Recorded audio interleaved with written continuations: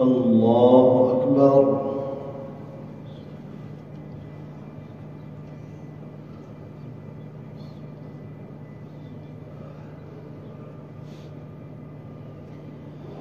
الحمد لله رب العالمين الرحمن الرحيم مالك يوم الدين إياك نعبد وإياك نستعين اهدنا الصراط المستقيم صراط الذين أنعمت عليهم غير المغضوب عليهم ولا الضالين.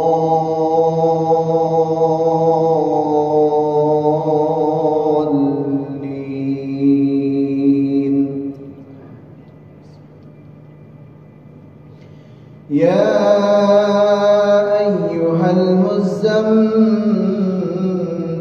قم الليل إلا قليلا نصفه أو انقص منه قليلا أو زد عليه ورتل القرآن ترتيلا إنا سنلقي عليك قولا ثقيلا إن ناشئة الليل هي أشد وطئا وأقوم قيلا إن لك في النهار سبحا طويلا واذكر اسم ربك وتبتل إليه تبتيلا رب المشرق والمغرب لا إله إلا هو فاتخذه وكيلا واصبر على ما يقولون واهجرهم هجرا جميلا وذرني والمكذبين أولي النعمة ومهلهم قليلا إن لدينا أنكالا وجحيما وطعاما ذا غصة وعذابا أليما يوم ترجف الأرض والجبال وكانت الجبال كثيبا مهيلا إنا أرسلنا إليكم رسولا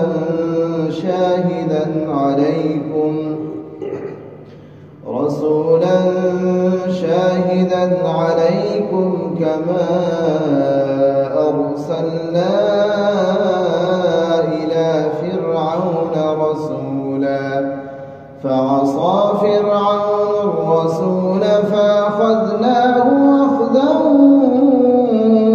وبيلا فكيف تتقون إن كفرتم يوما يجعل الولدان شيبا السماء منفطر به كان وعده مفعولا إن هذه تذكرة فمن شاء اتخذ إلى ربه سبيلا. الله أكبر. الله أكبر. الحمد لله رب العالمين الرحمن الرحيم مالك يوم الدين إياك نعبد وإياك نستعين اهدنا الصراط المستقيم صراط الذين أنعمت عليهم غير المغضوب المغضوب عليهم ولا الضالين.